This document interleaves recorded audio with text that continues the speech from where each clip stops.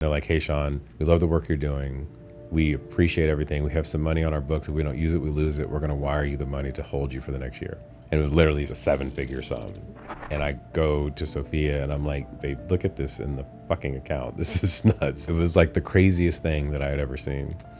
Sean Clayton is an entrepreneur and founder of Myosin, Myosin XYZ, and the Science of Abundance. In this conversation, we discuss Sean's journey to truly understanding abundance and learning how to cultivate it so that it flows naturally. So abundance used to be a taking process for me, not a receiving process. It was a forcing my agenda process, not a giving process. And there was no stillness in it. I was constantly busy and I was getting feedback from the outside world in order to identify, was I on track or was I off track? Now, to me now what abundance has shifted to is it's less of that and it's more of me being able to understand the internal clock within myself, or measuring tool within myself, and knowing that I'm on the path, not seeking if I'm on the path. So there's a different space between seeking and knowing. Sean realized that abundance is a two-way street. How much you receive is correlated to how much you give. This isn't mine, this is ours. That was a message that dropped into me and then I started to donate it. But as I would donate, it would come back and I would donate, it would come back. And it was just whole like giving and receiving, not forcing and just finding places to where it would land and help people. And that was like the start of this whole abundant thing. Sean realized that abundance was less about accumulation and more about creating the conditions to receive the abundance that already exists. So what I always tell people, stop focusing on your savings, stop focusing on the money you're making, focus on the container you're building. That starts within. And that's the abundant framework you build for yourself. And then at which point the divine will just flow inside of you. In Sean's view, the shift from I to we while moving deeper into authenticity expands your capacity for abundance. Every one of us has a frequency that has a very specific purpose in life. What will happen is that when it is less of I and more of we, your cup gets infinitely good.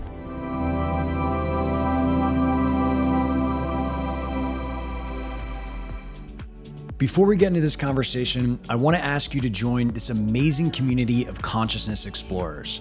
This whole idea of pursuing expanded consciousness and the boundaries of human potential while living a modern life is relatively new, which is why we interview revered masters, teachers, experts, and practitioners to help you on your own journey. To stay up to date on the latest conversations, simply click subscribe below and you'll be notified each time a new episode comes out. I am so grateful for all of your support and comments. I love reading them.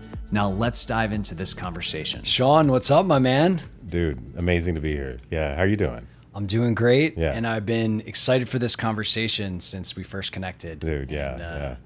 You know, started to just learn more about you and some of the things you're putting out in the world and just your whole transformational journey. It's very inspiring. Thank you. And I love what you're doing. And I'm just honored to be here. I'm honored to be in any space that I'm in. So it's super magical. So thank you. Amazing, man. Yeah. So let's kind of start this off with, you know, your own shift in perspective. When I know abundance has been a theme that I hear you talk about a lot, and how did you used to view abundance, and when was the inflection point of that evolution?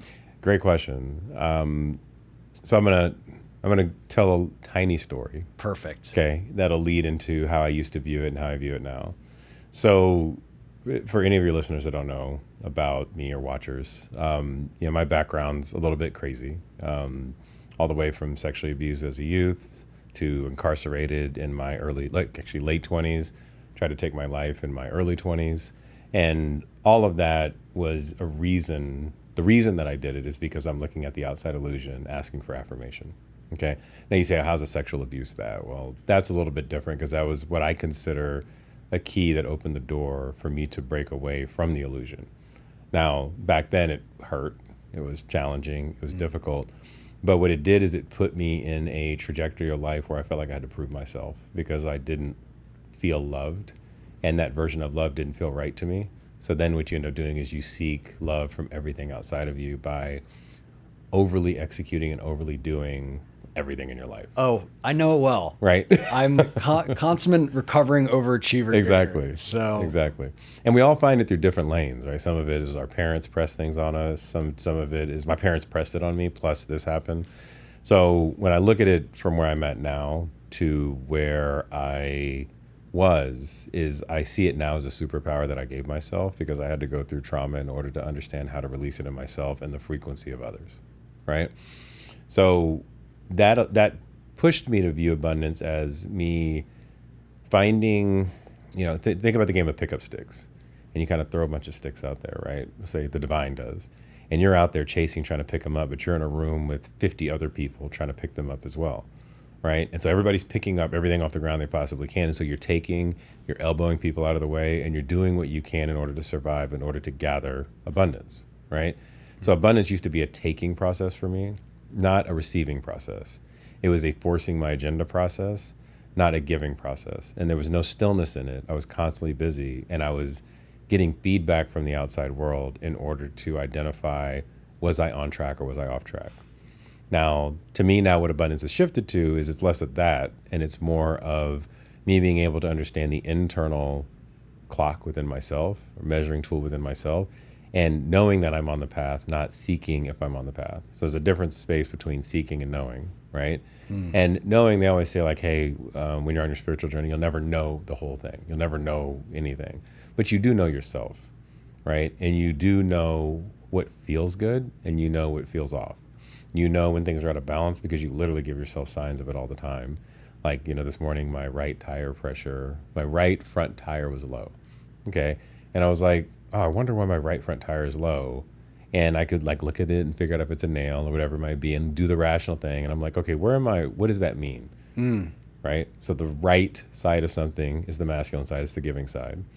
Tires always represent an aspect of vulnerability because you got this soft thing on your car carrying around tons of metal, right, that could potentially destroy somebody, but it's rubber and air, which is pretty sensitive and soft. So that then leads me into vulnerability. So I'm like, okay, well, this is a sign for me. I need to become more vulnerable in my giving, right? Or giving more vulnerable things. It could be A or B, right? It doesn't matter really the order. It's kind of one and the same. So that's an abundant thought because you're receiving something from the divine. You're understanding what it feels like inside of yourself. You're not looking for the nail in the tire. You're recognizing that there's an internal energy, either synchrony or something that's out of sync that you need to find the balance within.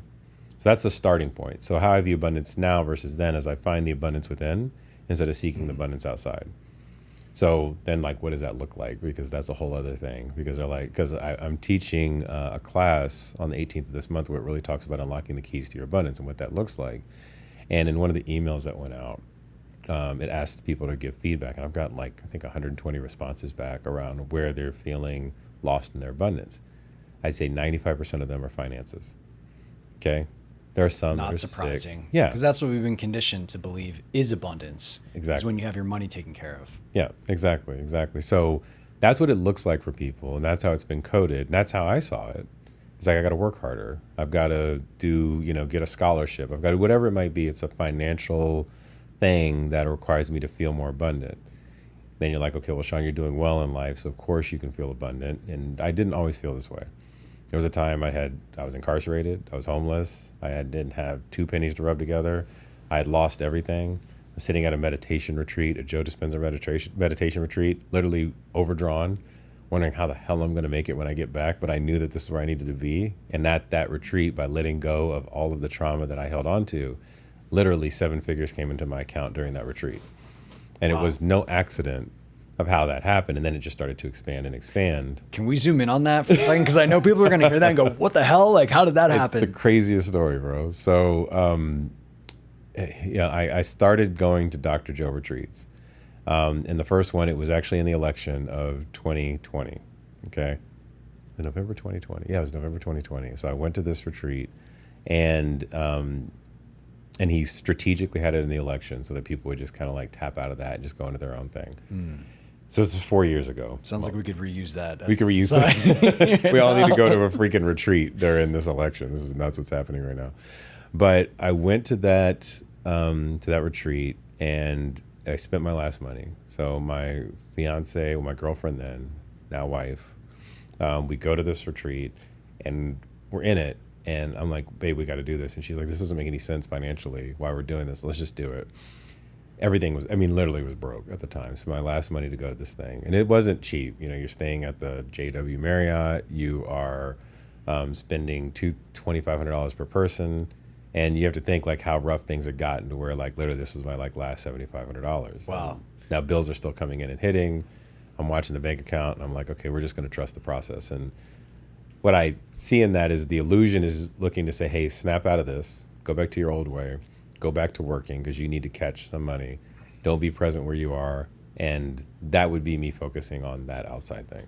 But I didn't do it. First couple of days I was questioning it because I'm watching this retreat go on and everybody in there is having these like mind-blowing breathwork sessions. Have you been to one of the Joes? I haven't been, bro. But I've done Yeah. his online course. Yeah. I read his book Once Upon a Time. Yeah. And I've heard a lot of tremendous things from it's crazy. people that have been to the actual experience where it seems like it's where it's at because that's where the field is created and really strong. Yeah. Yeah. And so when I was doing this, I'm sitting there and I'm like, everybody in there's having, they sound like they're orgasms and they're screaming and these Kundalini pops. And I'm like, I'm just not happening for me. And so I'm questioning, and I was like, I'm going to go one more day and then we're going back. I'm going to start working. I'm going to just like tap out of this. I'll go to a couple of the little like light events and I'm just going to quit.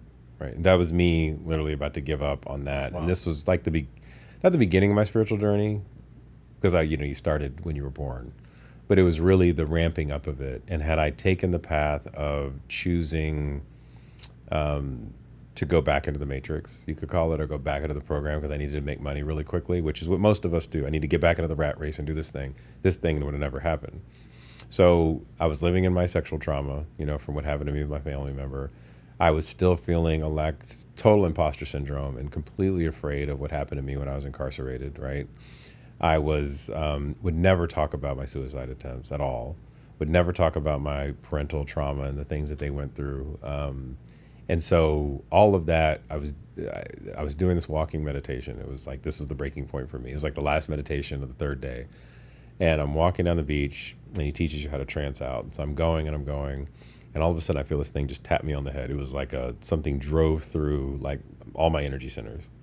Wow. Or my chakras, whatever you want to call it. And I used to have a very specific in my right hand because it slit my wrist on both of them. Both hands were completely numb. I had feeling in these fingers, but I couldn't pick things up without really concentrating on them. I used to walk with a limp. I was about a half an inch shorter, and I had 2 broken vertebrae in my spine from triple jumping. So like when I would walk, like people could tell like, what's wrong with you? And I'd have to go to therapy, probably every 6 to 18 months in order to get things readjusted because I would be completely numb on the right side. So right side was super numb. Right side of my leg was super numb. Also my giving side, because I was forcing my agenda on people. It was that you kind of see the right side theme. And this whole thing happened, and all of a sudden I just dropped to the ground, completely blacked out. My hands caught on fire, my back caught on fire. Every part of my body that was out of alignment caught on fire. It was like the weirdest thing. And then at which point I started just crying, and I forgave my father, my mother, my family member that abused me. I forgave, myself for the prison experiences, exes that, the whole thing. But also the most part, I forgave myself. And it was like this purge, and I had never felt that way in my life before. So at which point I'm like sold. I'm like, whatever this is, I've never had this feeling before. And the next day I get a call while I'm just in the meditations, like, we're just going to stay the course. The next day I get a call from a company I was doing some business with, I was consulting for, because this was like COVID, things were tough. I'm in the marketing world, nobody needs marketing, but I'm doing like consulting for all these agencies, just like picking things together.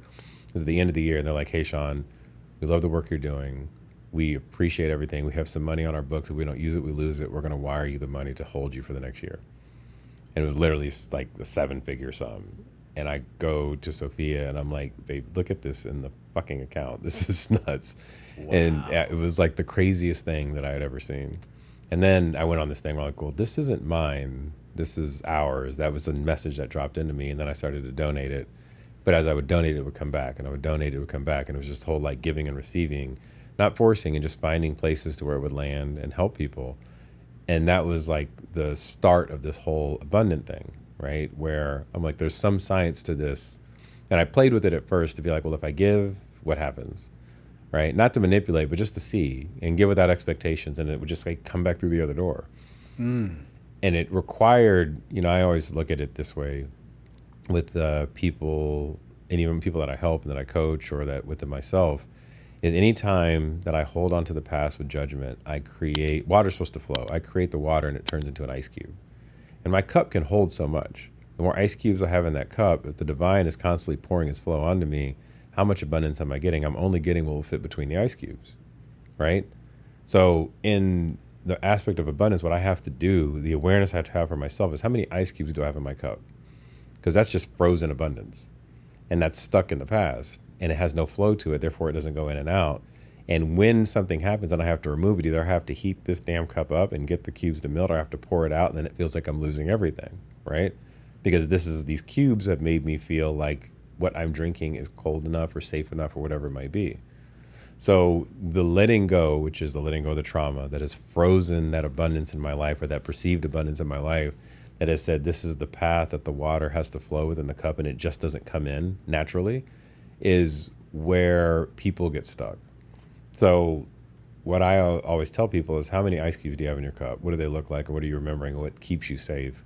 That is actually not the answer. And where does that come from? What parent, what family member, what trauma are you holding on to? That's how you're freezing your structure. So then at which point you're like, oh, well, if that's how I'm freezing my structure, then it's not possible that I can just melt that or dump it out. But that dumping it out was painful because when you hold that cup, you feel the weight. This feels natural to me. Having an empty cup feels fucking nuts, right? But it's freeing.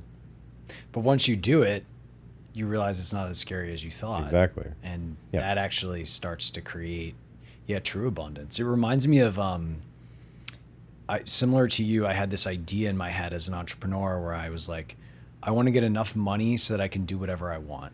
Yeah. Like that was like the concept. And one day I was sitting on my couch, my finances had changed. I think I took some secondary or something from my startup, and I was sick and I was unproductive and I couldn't do anything for a while. And I was like really pissed. And it was such a visceral moment where I was like, I have some money now, but I can't even be okay not doing anything. Mm-hmm. Like I'm just a robot to my patterns. Right. And so if this is going to be true, if I have $50 million or if I have 50 cents. Yeah. Same thing. It's like, it's what is true freedom? What is true abundance? Yeah. And that everything changed for me about what I thought was how I approach true freedom. Financial freedom is a shallow depth of freedom. It's definitely a positive development in someone's life, but it's certainly limited. Yeah. Well, it's limited, and then what I find is that it comes when you know yourself, every time. And it might not feel like you're a measuring stick to somebody else, but it always comes when you know yourself. You're like, oh, this is enough. Right. I am enough. This is enough. We are enough. And it could be like, well, I need to have $10 million in the bank in order to feel good about myself, or I need to have $100,000 in the bank in order to feel good. You could have $100 in the bank and feel fucking amazing. And that ends up being like the size of your cup, which is fine for people, but you also know how to move it in and out. So that you always have more than you need based on the actual structure and the apparatus you build for yourself. So what I always tell people, stop focusing on your savings, stop focusing on the money you're making, focus on the container you're building. That starts within. And that's the abundant framework you build for yourself. And then at which point the divine will just flow inside of you. But if you have the trauma that's built that container, and all you do is you have a bunch of ice cubes, or a bunch of furniture that's like literally stuck, and you have no flow to your house. You have no flow to your cup. You can't do anything to pour it back out. So therefore, how can you give anything if you can't receive anything? Right? So it sounds like for you, really the starting place is going into the unconscious, going into the trauma and healing that. Yeah, and here's another thing I'll say. There's a huge misconception around healing. We think healing is a time-bound process, and it's not. Healing is an instant state of worthiness, an instant state of wholeness, okay? We are already healed. In the present state that you're in, this is why Eckhart Tolle's like, be present. This is why everybody, like all the great gurus, if we want to call them that, I don't like the word guru, but I love the word guru, but it needs to be re-architected. We can talk about that in a minute. But they all say be present because you're perfect in your present moment. We're all perfect in our present moment. It's the trauma that we hold on to the past, right? So this time illusion that keeps us in this thing, oh, I'm going to be healed. Well, I'm going to be healed. When are you going to be healed? You're healed now. That's what everybody needs to understand. There is not a process of healing. It's an instant state of worthiness and wholeness when you let go of the trauma of the past, empty your cup, allow the divine to flow in, and then just stay present with it and create and repeat, rinse and repeat over and over again. That's all you got to do. I think there's a lot of concepts out there around like healing has to be hard and like you have to feel everything in your body and like all like you gotta like let it get out of your system and stuff. And like, you know, I have my own opinions, but I'm curious to get yours because I can imagine a lot of people that have been on that journey, right? Where they're doing the daily breath work, they're doing the somatic this and that, they're doing this plant medicine to heal themselves. They hear instant worthiness, instant healing, and it doesn't match their experience, and they probably struggle with that idea. Oh, 1,000%. So there's what I think of this whole thing as like code. Like code of the matrix. I wanted to ask you about this as well, because I also think that's another word that people hear. It's like, oh, these are codes. Like, what the hell does that mean? Am I playing like N64? Like what? Kinda. I mean, so I'm not a simulation theory guy, but I do recognize that there is code to literally everything in our life, and we have a genetic code. So like if we start at the baseline of ourselves, that we've given ourselves, we have DNA, we have genetic code. There's a sequencing of that.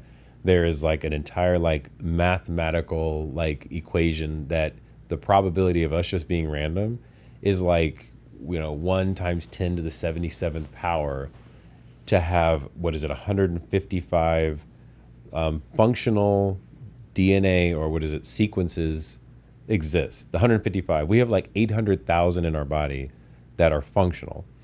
So if that were the case, based on us just being us, if that 1 to the 10 to the 77th power, this is like the math of like God is what I call it, of us being random means that, what is it? They said it's like finding a blade of grass inside of 1 trillion galaxies.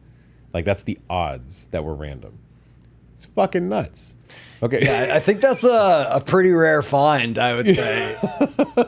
Yeah. So that means we are very much so intentional that there is a very specific code to each one of us. There's people are like, are we predestined or do we have free will choice? Yes to both.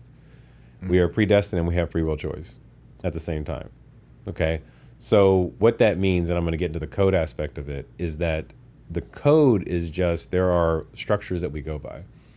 Okay. There are numbers that we've been given. There are frequencies that align with us that we resonate more harmoniously with or less harmoniously with. No matter what happens, at the end of it all, when it's all said and done, we all get to the same place. Okay? We all live, we all die, we all figure it out, even in our last breath. It's all going to happen. Okay? So if that's the case, then why not back the code up a little bit more and not wait on death and go through this trauma cycle so that we can actually pass information and frequencies on to other individuals? Now, for somebody who's stuck in a trauma pattern, right, the biggest awareness that you can have, and I've been to Hoffman, right? And in Hoffman, they teach you to go and find, have you done Hoffman? I haven't done it. They teach you to find the trauma patterns associated from your parents. That's the closest degree of separation you have to why you are the way you are and why you hold those different states. So we're like, oh, well, the trauma is really hard. I've been through X, Y, or Z and all these other things that I can go through. And I start playing whack-a-mole with my trauma and I have to suffer in that because the world has told me that. That's a misinformation campaign that we've been given generationally through our history books and everything else. And when we're growing up and you are a child and you have to survive, who do you look to? Mom and dad. Right. Or the other, placebo, somebody in your life that comes in, right? So whoever that person is, right, in your life, you look to them for survival, for food, for sustenance, for shelter, for the baseline things. And then you say, okay, well, if they're giving me that, in order for me to get more of that, I need to actually be like them. So then we just become like them. So you become your mother and your father. And then as you get in your adolescence, you're like, well, I like that and I don't like that. And as you break away from more of the source, because when you're born, you're like, we're just super holy, right? Like every child is just like, ah.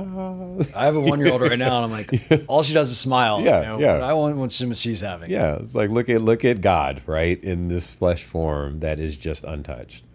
then we just bang our trauma on them. We're like, oh, well, this happened to me. I don't want that to happen to you. I need to keep you safe, right? This happened to you. I don't want this to happen. And then they see us fighting with our spouses. They see us fighting with our work colleagues.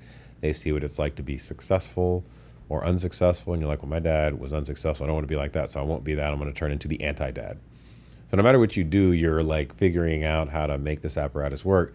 That's how you build your trauma cycles, which are all gifts when we think about it, because it's like, oh, well, I can be more of that or less of that. And it's just feedback loops, code, right? And then if you think about programming a computer, it's just, well, that worked, that didn't. So I need to make this better. I need to change the code this way. I need to do this.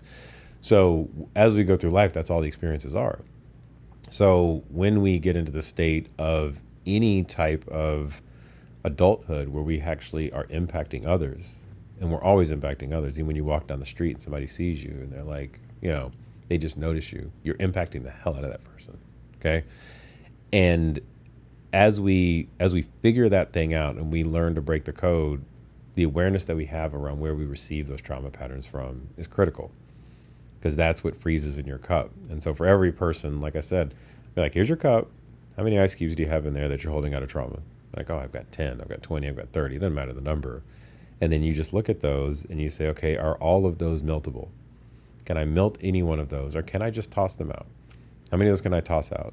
And it's going to come back, because you're going to put it back in there, because when you start feeling unsafe, you're going to stick the damn thing inside of the cup again, because it feels uncomfortable to have that room, that space to be free.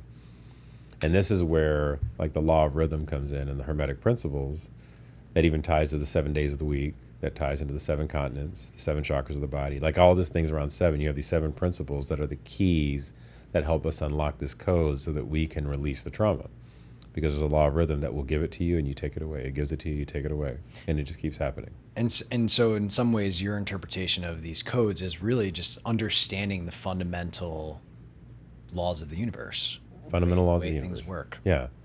Fundamental laws of the universe and literally everything that's around you. So once you understand that, you start to see like, oh shit, there's angel numbers, all of a sudden, oh my gosh, I see this person in my life show up over and over and over again. What does that mean? I've got like 18 Joshes in my life randomly out of the blue that just show up. And it's like you start recruiting these people that have very specific names and avatars, and they all are very, very similar in their energetic signature that start showing up in your life. Well, there's no accident to these things that are taking place. Or like your wife, or the name of her, your spouse, whatever your partner is, they show up and they have a very specific avatar to them to help you wake up. So then it's like, look at all these gifts I'm giving me. Right. And even if it feels like shit sometimes, I married a narcissist, or I'm this type of person, or I'm that type of person, once you become aware of it, you can let it go. Well, I think there's this fundamental idea underpinning this that it sounds like you believe as well, which is that reality conspires for your evolution. Yes. That is, everything that's happening is in order for your realization, greater levels of realization of who you are, and that, you are life and life is you. And it's kind of like, when you recognize that, you see the benevolence in it, in the intelligence, because it's in service of that expansion. Absolutely. And when that's how, inconvenience turns into miraculous. It's the ultimate, it's like the ultimate gift, right? Because every talk about like agency and abundance, like every situation becomes an opportunity to see yourself more clearly, more freedom. Yeah. It's what I always tell people is that we're reproductions of God, fractaled out in many, many different forms. And we became matter, God's energy, all's energy, right? And there's different versions of that start to, you take the one and it starts to split itself out. And then it hits this like baseline of, we could call Christ consciousness, Messiah consciousness, the veil, whatever you want to call it, sits in the middle.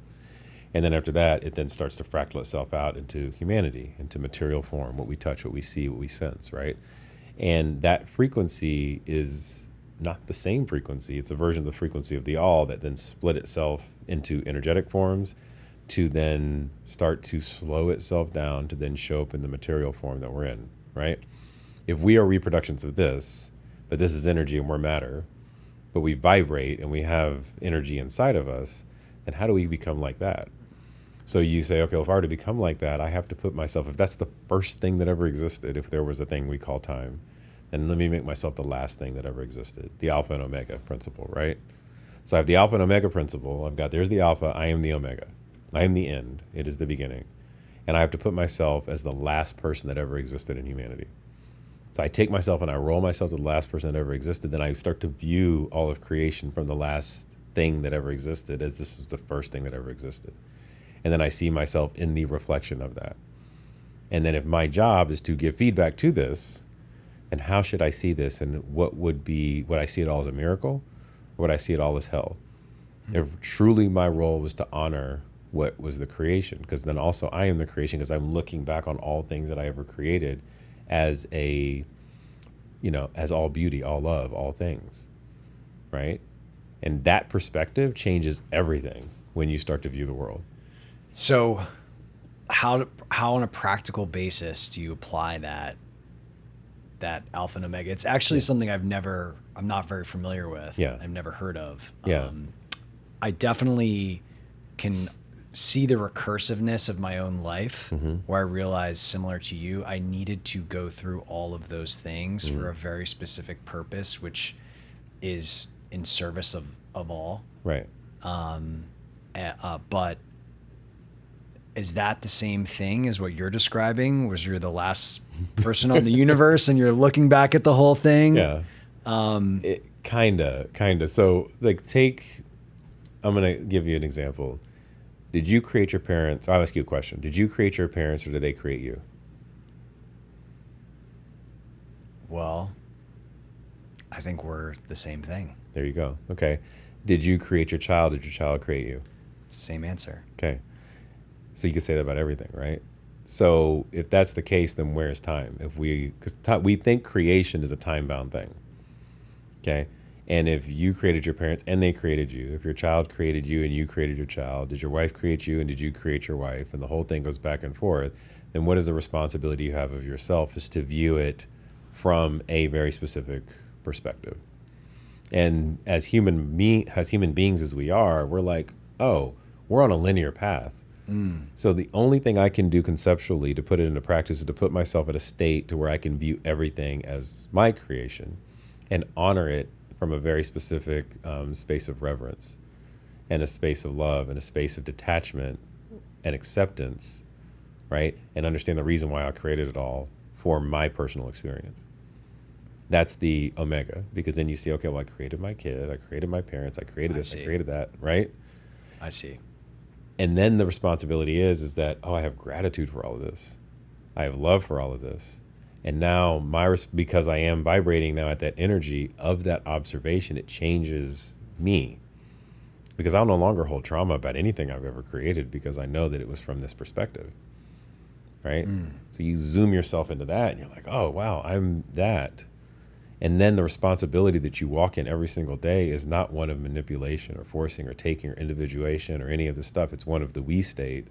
So you're moving from I, you're going to we, you're seeing things through yourself in the perspective of all. You can also understand why they created you to have this experience, to hold that state for them while they're doing the same thing. And then we're all doing the same thing. And then what happens, we form this really big observation sphere where we're all looking within and honoring now the thing that's in the middle, which is just the energy of God that's now inside of all of us. You see how that all maps? I do. So for the audience here, practical. So I know. Let's say someone, is able to recognize, like, actually I am a divine architect of my own experience that I created for, just my evolution and realization and all of that. And then my partner pisses me off, like immensely. And I drop out of that vibration state of awareness and I'm just caught in it. What do you do? Like, how would you advise someone to work with that? Holding both of those. The first thing I ever do is I take my partner. She's really upset with me. And I immediately go within. What is it that I did, and I can map past in anything that I'm doing right now? Did I jump on Instagram and look at some, woman? Did I think a crazy thought about, God, I wish she would just shut up? Did I do any of those things? And I started to put a frequency of disintegrity out there, and this is the feedback I'm receiving. This kind of gets into the law of cause and effect. Law of cause and effect. You're the cause of everything. We are the cause of everything, sitting outside of it, observing it. And if you know anything about quantum dynamics, everything sits in superposition, which means it's at some possibility, A or B, at any given time. How we observe it, it drops from a thing called quantum coherence into quantum decoherence. So it goes in this really beautiful waveform, and then it drops into material form, and this is how we observe it, right? I can get into more of that if need be. But I get nerdy sometimes. But I love it, man. But that decoherence is how we receive it, how we observe it. And there are things and patterns and frequencies we put into the world that will decohere that into something. And then we could say, well, it's her fault. She's in her own trauma. She's in this, she's in that. Well, if she is in that, and I'm really in integrity of myself, then I'll never react to her when she goes out of balance, because I know this is her journey. She's on her path, right? And I'm loving her from it. I'm here to just hold that space for her. It's like you have a 1-year-old, baby gets upset, does something, is crying, whatever it might be. It's just the baby figuring it out. It's not you. Right. You're not going to go freak out and scream at the baby. Yeah, it's a baby. It's a baby. So we are all babies in our trauma because we haven't learned how to parent them, because they're all cycled back to our childhood versions of ourselves. We're just carrying that baby up, and then it shows up. I mean, every time I see Sophia freak out, or even when I see myself in the mirror freak out, I can see my little version of myself. I literally see it in my face. Wow. Or I'll see it in her face, and I'm like, oh, this is just that child version. Now there are versions when I'm out of coherence, and like it's this other person that shows up, and it's not the child version. It's like I am getting that some divine thing coming through, teaching me a lesson. And you know the difference, right? You could see it. So when I'm in integrity, that's great. If I'm doing things out of integrity and pissing that person off, and they're getting mad at me, even if it's just energetic out of integrity, right? Being out of integrity, I need to check myself. That's how you practically apply that. And if it's they're in their own shit, their own vibe, their own trauma, then you just hold space for them. Either way, you check yourself, because you're like, this isn't me, or this is me. And if it is me, then I can hold it. If it isn't me, then I know how to hold that space, because I'm just the container for them to heal. Right. And if it isn't you, and you feel like you can't view that person in a loving, compassionate way, that's another opportunity. It's another opportunity, yeah. Another opportunity for growth. It's like, well, what is it in me now? Trauma in me, because it isn't you, but you can't hold that space for them. Then that's right. It is you. That's right. Yeah. It's just many layers. It's many layers, but it all points back to who? You. Right. Right. I hope you're enjoying this conversation so far. If you like what you hear, let me know by clicking like, subscribing to the channel, and responding with a comment around something that you found interesting in the conversation so far. In addition to these videos, I do a lot of writing on the exploration of consciousness and my own personal revelations in my newsletter called Consciousness, the Doorway to Human Evolution. To receive these updates and more, all you need to do is simply head to the link in the description below, and you'll be added to the community of 20,000 plus consciousness explorers receiving weekly ideas and inspiration in their inbox. I look forward to hearing from you there. Now let's get back to the show. I remember when I really opened to the idea of karma, I was like, okay, so this is all my fault. like really? But it's actually the most empowering thing when you really embrace it. Oh yeah. Because you can never be victimized. No. You can never, ever be like, even, I mean, we touched briefly on like some of the crazy things that are happening on the world right now with this election, blah, blah, blah. But it's like, man, like that's a really easy situation to point at everybody else and how all this is jacked up. Right. And like that never solves it. It never solves it relative to looking at it and being like, how is this reflecting back to me, my own experience, my own shit. Yeah. It's a challenge, right? Because we've been taught, this illusion is just so real. When you feel it, you taste it, you smell it, you hear it, you touch it, like, this is real. And it's just energy connecting with you in its most loving state, and we judge it, right?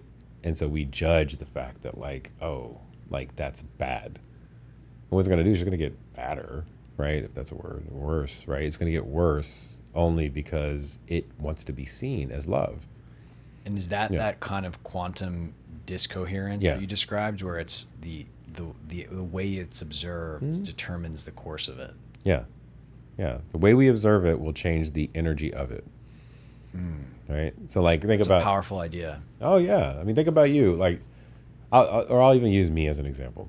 When I was going on my journey and, you know, this whole like abundant thing started happening with me, I didn't know what to do with it. I was like a baby with a pistol. I was like, fuck, you know, I didn't know what to do with it. There were some people that saw me that thought I was the greatest guy in the world. There were some people that saw me and thought I was a pure asshole. It was their perspective of me. And because I didn't really know myself at the time, I was giving off so many different frequencies to people based on how I was expecting them or anticipating them or watching them affirm me. So if this person, one, had their own trauma, they knew Sean as a version of Sean, and all of a sudden I show up talking about what we're talking about right now without meeting them where they are, and then what happens, they're like, this asshole, what are you talking about? He's phony, blah, blah, blah. On the other side, I meet new people who are in these communities, and they're like, oh, he gets it, he's this, he's that, and he's so forth. And I'm going that way. This is how cults get formed, mind you, right? Because you find your people, and then you just like sink into them, and you're like, oh, I'm in my little mini group, and that's all you have. Okay, and that's separate. So when I recognize that I have this perspective of these people over here that love me, but I'm kind of an asshole to these people over here because they judge me, then really what is it in me? I'm not consistent. Right. Right? I haven't figured shit out. Still haven't figured shit out, but at least I just know myself enough to where this whole thing outside of me has shifted. And then the people that show up in my life, if I meet a new person or I meet somebody on the street or like, you know, whoever, it doesn't really matter. They all start to view you as the same thing. Right? And that's when you recognize that you're really walking the path and you're on it and you're moving in that constant state of love. Yeah. So it sounds like as your own view of yourself becomes more coherent and aligned, that gets reflected back to you. Exactly.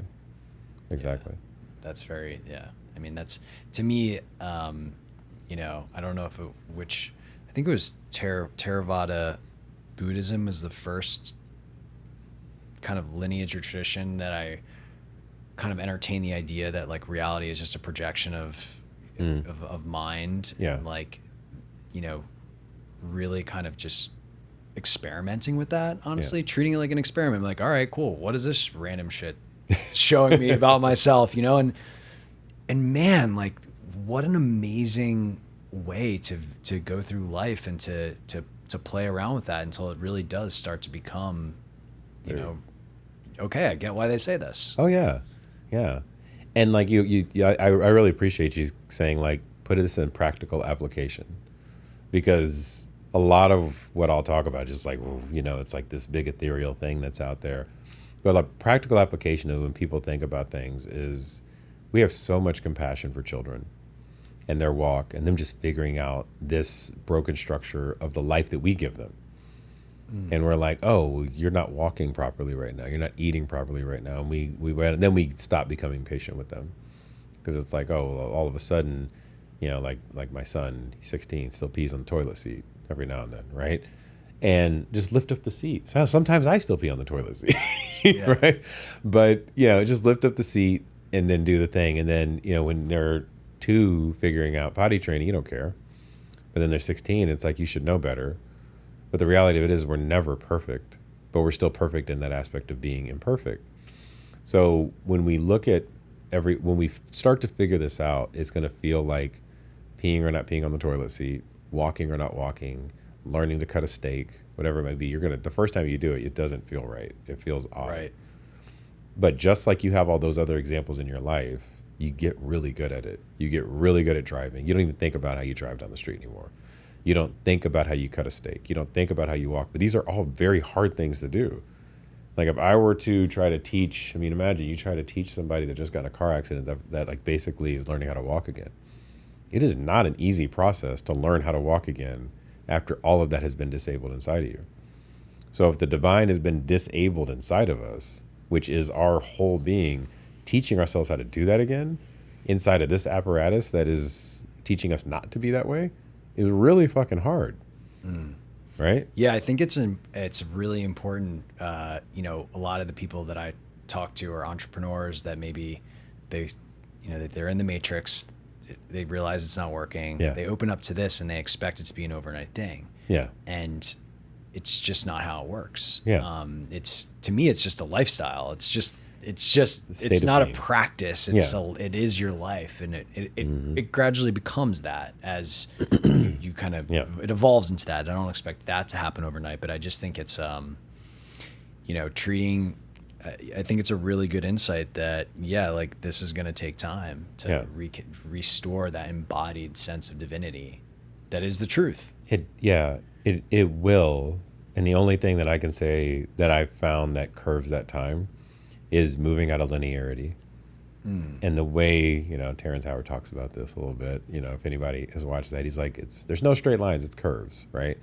And not to ride the Terrence Howard train, but more so look at the curvature of space and time. And what that means is, where do we get out of linear thinking and we start using imagination and inspiration to create our reality? Okay? I love that. Yeah, not logic. Logic works, but when you can match imagination and inspiration to logic, now you're using the curvature of space-time to then drop into logical frameworks that then start to accelerate timelines. Okay? Yeah, I'm interested in this because, it's not something I've spent as much time with. For me, when I think about moving out of linearity, I think about moving away from the paradigm of cause and effect of like, if I do X, then Y will happen, instead of like reality is this responsive thing that's constantly showing me things, and that it doesn't have the rule of probability that we've been conditioned by. But this kind of move away from linearity sounds a little bit more nuanced, and I'd be curious just to hear more. Yeah. And we kind of did it a minute ago, and it was like, hey, who created who? Right? You're like, oh, well, we created each other, right? And that's a curvature aspect of things. It's saying, okay, well, if everything, and this is when you start moving into quantum reality. So the quantum is everything lives in superposition. Everything has a supersymmetry to it. Everything has its infinitely deep and infinitely large at the same point. So everything always has these crazy possibilities going on at any time. And if I know that to be true, because I see it in, now science is proving this all over the place, then how do I apply that to my everyday life? And for anybody who's just like a casual listener and knows nothing about the quantum, just what that means is that there's always a potential. That's why you have free will choice, which they talk about in Genesis. You have the free will choice to choose whatever you want. I can get up right now and go knock the camera over, right? Or I could sit here, right? I could also, like, if I had to go to the bathroom, I could pee on myself or not. I have the choice to do whatever. I could hold my breath and you'd be like, Sean, what are you doing? Like, all these things would be weird things for you to witness if I were to do that. Sean, let's get weird, man. Pee on yourself, knock over some cameras. Just do the thing that feels socially awkward. But the thing is that all of those things are possibilities, and you have to feel all of those things. So when we think about this curvature of space-time, it's like we have to move away from what we see and what we sense to what we feel. Okay? And stop labeling our feelings with the emotions that we've been taught, and just feel. And the coolest thing about our experience is that these bodies, we don't know how to use them. We just talked about the miraculousness of like a DNA strand being sequentially functional, of like the odds of that being random is like, a blade of grass in 1 trillion freaking, I mean, it's impossible. Okay. So if that's the case, and my body is doing these things, it's not just for, walking, eating, sleeping, having sex, like all this stuff. It's not for that. It's for something else, right? It is a literal quantum supercomputer that has the ability to understand so many things. And if we start with the feelings, then you just tap into that and you're like, oh, that's what that means. Okay. And stop labeling. I just, like, when something goes off or I walk by somebody, like, I'll give you an example the other day what happened. I walked by this lady on the escalator, on the stairs. We were in Vegas and we were going up these long stairs, and this beautiful soul, she was struggling up the staircase, and she was older. And I go up and I walked right by her. My knee had this excruciating pain in it. I was like, wow, what the fuck is this? And I have no knee issues. So I'm like, I felt like I was about to collapse. So she was like 2 stairs away. Otherwise, I would have helped her up the stairs, right? So we got up there, and I'm like, and she sat down, and she was sitting on the deal, and she just sat there, no limp, no nothing. So it wouldn't be like I could like pick up on like anything. And I go up to her and I said, "Ma'am, it's gonna sound weird, but I have to ask you, is there something wrong with your knee, your left knee?" And she said, "My left knee has been killing me for the last 31 years. I'm a mail worker. I've done all this, and it swells up, and I have to get it drained, and all these other things." You can't tell by looking at it that this was an issue. Right. Wow, fascinating. Yeah. And then when I started to recognize, like, if you walk by somebody, I can feel things. You know, you just feel it here, feel it there, you feel it there, whatever it might be. So from that perspective, our bodies can feel stuff. Just listen to the feeling, stop labeling it. And then it is like, you know what chakras mean. So it's like, oh, this is my intuition. This is my roots, my sacral, this is my safety. This is my this is all these other things. Okay, well, this is out of balance. Let me pay attention to that. What has happened in my life? I need to heal. And then I bring that back in and move it back into my heart. And this is how you start moving away from linearity into just the frequency and the vibration of the feelings. Does that make sense? It does. It does. Yeah. I mean, the way I think about the body is it's a communication mechanism. 100%. You know, it's basically constantly trying to get you to pay attention to something that's more oriented in consciousness. Yes. And I'm really excited when our healthcare system opens up to that idea. We'll get there. We'll get there. But yeah, I mean, one of the things I'm super grateful for is I think there's a lot of spiritual traditions that really try to basically downplay like the capacity of the human body and potential. Like cities are bad, special powers, all these kind of things are bad. Yeah. And seeing it as a major distraction. And the lineage that I've spent the most time studying is just like, no, these are actually normal. These are normal human capacities to be able to feel what's going on with them, to be able to see inside someone's body, to be able to do all these things. These are just unlearned capacities. And actually they're intended to be used for the service of your own evolution and for everyone. Oh yeah. And so, I continue to love to explore that and be amazed at all of these things that it really just feels like we're scratching the surface of. Oh yeah, we're not even close. But I mean, what'll happen, and I have this just notion, over the next 5 to 6 years, we're all going to snap into a different technological version of ourselves. And as we snap into that, this is if we choose to become like worthy of this, right? I've seen you talk about this, like the year 2030 being this like inflection point. Yeah, essentially, it's a very big inflection point. Why 2030? Where did that come from? So there's quite a few prophecies in a lot of ancient texts that talk about this, some biblically, some non-biblically. Around this, there's this thing called the Messiah 2030. It's like 40 prophecies in the Bible that talk about it. There are also geopolitical things happening right now and conjugative cycles that are taking place that are leading to the exact same thing. There are things around game theory that they're proving out. I mean, there's like over and over and over and over again. It literally hits the same date. There, you take the conflict between China and Taiwan, for instance. Okay, China wants Taiwan for many reasons. They have 35 million males that can never find a spouse because of the way the population is created right now, right? The only way to then find those females would be to like beachhead somewhere else and then find them. Well, you can only attack Taiwan in 2 months of the year based on that actual channel that's going through it for it being an island. And that's October and April, right? So what's interesting about that is the fact that they would have to hit them at these 1 or 2 points. Otherwise, they would like be destroyed. You can't fly over and, attack them that way if they were to do something along these lines. And so if things don't start to balance out, and there's also different things around like middle class theory and some other crazy stuff from an economist perspective, that if that doesn't start to heal inside of China, they're going to find other ways to expand themselves. They would go to this other space, and they would do this probably over the next 3 years. And like what came to me, and even this is cyclically built inside of some of the prophecies of September 2027, this thing would kick off, right? Which would be right before October. In either way, or specifically with that manifestation of it in China? And if that happens, then we end up in a whole other like world crisis. You call it a World War III. You can call it whatever you want because you already have them positioning right now. You have, the whole Iran now, you've got Israel, you've got Palestine, you've got the Russian, Ukrainian deal happening. You kick off one more of these things somewhere, right? It's going to be an acceleration. And then who then intervenes? You've got the United States coming in and intervening.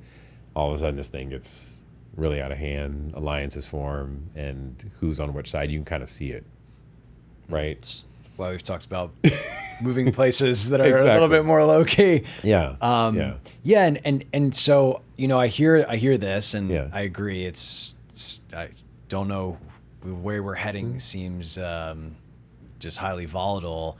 And as a conscious actor being, like, I think a lot of people might listen to this and go, well, how can I influence whether freaking China attacks Taiwan? Right. What can I do about it besides save my ass?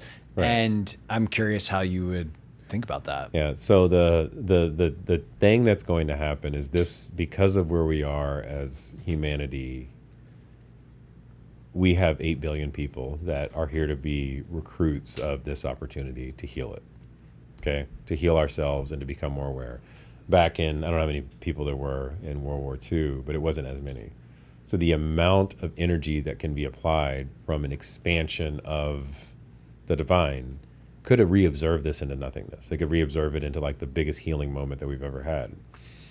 The whole thing they call the second coming of the Messiah, right, is not a person that's coming back to do a damn thing. It's not one person. It's a collective ascension of all beings.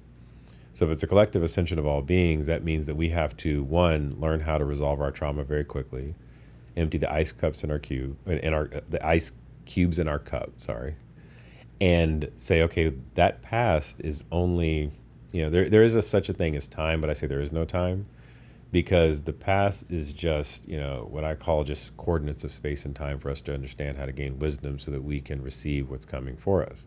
We keep repeating the same cycles, which means we keep repeating the same outcomes. They just get bigger and bigger. And instead of it being, 1.5 billion people or 2 billion people, you've got 8 billion people that are applying that negative frequency or that unregulated frequency onto the situation. So what we do as individuals is we have to do two things. One, we have to just become aware immediately of what's coming and say, I choose not to go down that path. I want to take the happy path. I'm going to take the happy path. It's going to require funds and resources from individuals that hold those to actually give them in a capacity to where it turns into a cultural change and revolution for the messages to get dropped into humanity, right? So that message that needs to be dropped into humanity, we can spread culture so quickly. We have the tools, the resources, you've got social media that can spread word like wildfire, right? We've got AI that can accelerate that word faster than we ever could before. You got all these tools and resources, but yet we use them in order to create more misinformation, disinformation, malinformation than we ever did before. So why don't we create coherent divine information, get that out into the ecosystem, make it culturally relevant and cool, make it sexy, make it fun, make it something that you wear, you want to put and tattoo on your body. And that becomes the thing that everybody starts rallying around. And we no longer pay attention to the bullshit. We actually hold that accountable, and we use our imagination and inspiration to create a new reality. That's how we shift that. I'm all for it, and I agree. I think the change first starts within, and then that starts to express externally. And if more and more people do that, it's like you just become this beacon, and that just continually, has a cascading effect. The thing that I'm curious about to get your perspective on is, so I see. There's this kind of fundamental belief that like everything you're experiencing is you've created it, whatever. And then there's these people so there's that perspective. And then there's a perspective of we're in this spiritual war. I see people talk about this where there's these like people that want to control and elites and misinform and all of these things. And there's everybody else that's like, why the F is this happening? Like, can't we all just like play nice? Yeah. And like how does it all fit together? Yeah. From your perspective. So I would say we are in a spiritual war. Okay. But that war is not, it's not going to be fought by any way that we thought could be fought, and it's not even to be fought. So the whole thing around what the example of Yeshua or Christ Jesus gave us, right? And this has nothing to do with Christianity, is that there is a way to walk in life where you create balance across the 4-dimensional plane that we live in. So it's 3 dimensions of space, 1 dimension of time. All of that requires balance, which goes to the laws of the universe in some capacity. When you find the balance in that, it's not just the cause, it's also the effect and the balance. It's not just the rhythm, it's not the pendulum swinging to the left or the right, it's the balance of that, being able to rise above it. It's not just the polarity, it's how you sit in the middle. It's not being overly masculine or feminine, it's sitting in the middle, right? So for all of us, like, our big thing is that the war is not a war of fighting the extensions of polarity or things out of balance. It's finding the center point and the balance and the stillness within, okay? So whenever something's off, you know it. Like, whenever something just looks weird on the street or whatever it might be, or something's gone way too far left or too far right, it's like, that's just fucking odd. You have to find that balance, and all of us have a responsibility to what that looks like. And you feel it within, which is even why the whole concept around the 7 chakras, which is why, follow your heart. There are 40,000 neurons in our heart. We have a brain in your heart. You can feel things and know things, right? So when the heart becomes the teacher and the mind becomes the instrument, and it becomes the tool that actually has the ability to, like, release the DMT and then open up different perspectives so we can see beyond the senses that we've seen, and then use that in order to then have the heart become the creator of our life. That's how this starts to, like, snap into place. So to your point around the conspiracy theorists, as we talk about, or we talk about, like, hey, like, what am I supposed to do and what side of the fence that I'm on? If we keep paying attention to the outside illusion of the world, and we expect some guru or some messiah to come save us, or somebody to, like, be the guide or the leader, it'll never happen. Because even as myself talking to you, I'm not a hero, I'm just a guide. Everybody's a hero in my story. And when we see everybody as the hero in our story and we're just the guide looking at it, and that was like the last person on earth thing. Last person on earth, I'm just the guide to guide that information back to the divine, and I see everything in the world as my hero. Then it shifts the whole dynamic, right? But it's a very intentional way of changing our thoughts to move into balance and see this entire code differently so that we can truly walk in that abundant state all the time. So it sounds like, if I'm listening to this and I'm looking at the calamity, instead of going this way or this way, I'm going in. And I'm sitting and I'm finding the stillness in it. You're finding the stillness in it, and you're doing something with that stillness, right? You're being so present in your stillness that when people observe you, they're like, okay, I don't know what that is, I don't get what that is, but I know I need to learn from that. I need to help whatever that cause is, and that in itself will be like the pebble dropping in the water.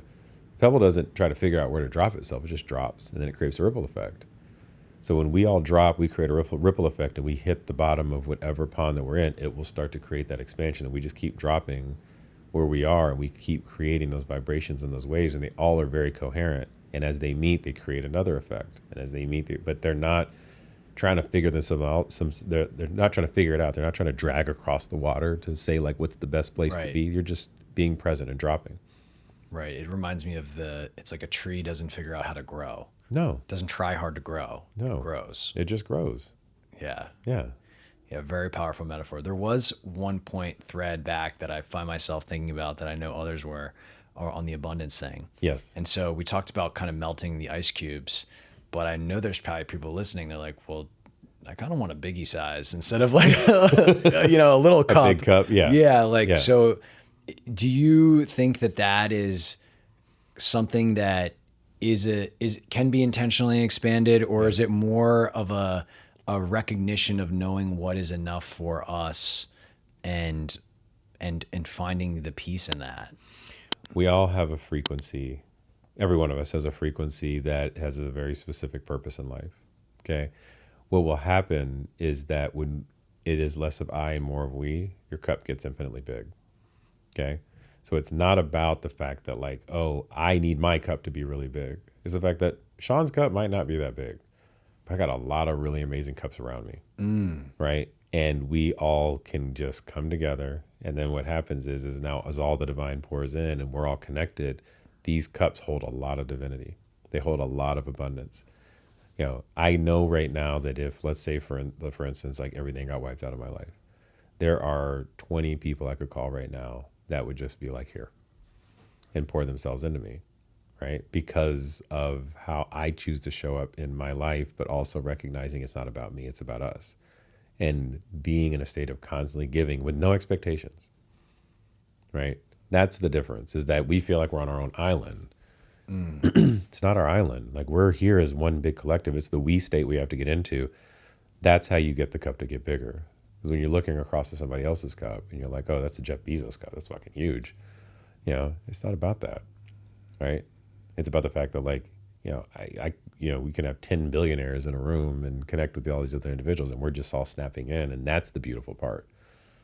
Yeah, there's an amazing woman. This reminds me of that I had in the podcast who channeled this book called "Love Money, Money Loves You," and it was a channeling from the energy of money. And basically, what she just talked about was how essentially, like, money is just this system of exchange. Yeah. And the system of exchange is to basically continue to expand the universe and consciousness. And, like, the more you can become that exchange vessel, right, in and out, and be able to hold more and more of that, like, as more comes in, more comes out, right? Which is an idea that I don't think has become very popular in our society. As more comes in, we hold on to it for dear life, right? But, like, the more you get, the more you give, and building the capacity of that, I think aligns really, really well with what you're talking about. Yeah.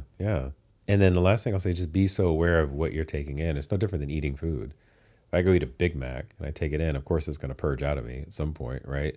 But if I go and I eat a, grass-fed something, right, then it's going to come into me. It's going to architect itself in my body differently. I'm going to look and feel different to the water that I drink, whatever it might be. So the currency that you bring in, when you have a certain frequency about it, it will alchemize itself in your body, alchemize itself in your life, alchemize itself in your ecosystem and the frequency that you are, so that it starts to change your world as well. So, a lot of people just all money's green, all cash is green. True, in some capacity. You have to be a hell of an alchemizer to take, let's say, blood money and then move it into yourself in order to have it do a very specific thing, right? So it's being mindful about who you're working with, how you're receiving it, what that looks like.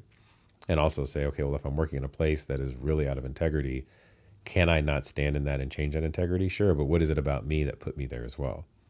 So it's not running yet. It's saying, okay, can I shift this, shift me? When I shift me, have you ever noticed, like, you shift yourself and you can't see people anymore? You can't meet with people anymore? Oh, it's my God. Isn't it the weirdest thing? It was one of the toughest parts about my spiritual awakening, evolution, whatever you want to call it, is all of a sudden I couldn't really just be comfortable around so many familiar scenarios, people, places, substances. It's just, my body rejected it. You know, it was very hard. But isn't even a stranger that you can't even get in the same room? Like, I have tried. I have a good friend of mine. I can't. We try to connect all the time. I can't even, like, we're never in the same city. Wow. It's never like we're never in the same place at the same time. Like, hey, let's catch up. All right, what day? And it just doesn't work. And you're like, okay, this frequency. It's not to judge it. It's just we're not in that vibe together. And we will be again one day. It's just right now it doesn't vibe that way. Yeah, and I think there's a big opportunity in those situations to learn to love yourself. Oh yeah, because that's very hard, or at least was for me. When all of a sudden I was like, well, wait, I'm not into all the same things my old crew was. I'm not getting the phone calls anymore. I'm not getting invited to things. There's something wrong with me.